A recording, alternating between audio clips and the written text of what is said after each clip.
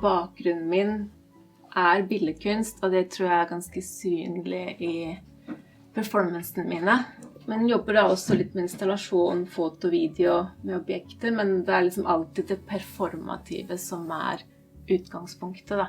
Siden 2016 har jeg da jobbet med langtidsprosjekter for å kunne fordype meg, også i en idé, konsept. Det første prosjektet jeg jobbet med var Root of Roots.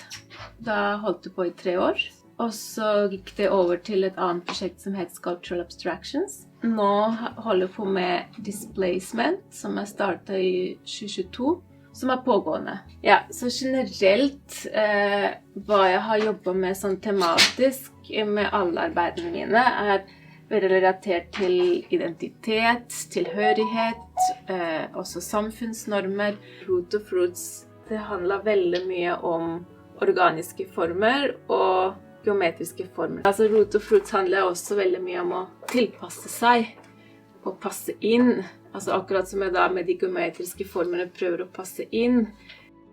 Nå begynner jeg med Sculptural Abstractions.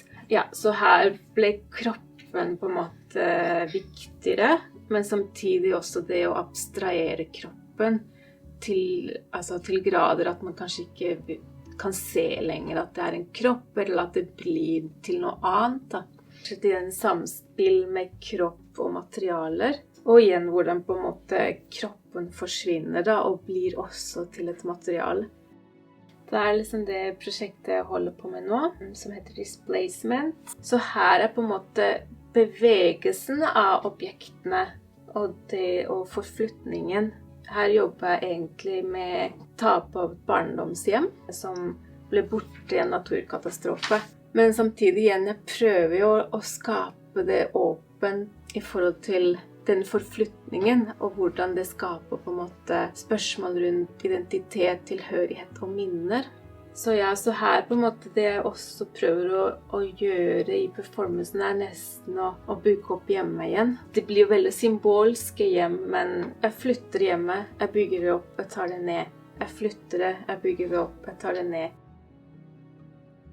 Jeg har bakgrunn som billedkunstner, så komposisjon og valg av farger og hvordan rekkefølge fungerer, det viktig i en performance for meg. Og også da hvordan man bruker rommet, altså man sier på en måte at hovedelementene i en performance på en måte kropp, tid og sted eller rom.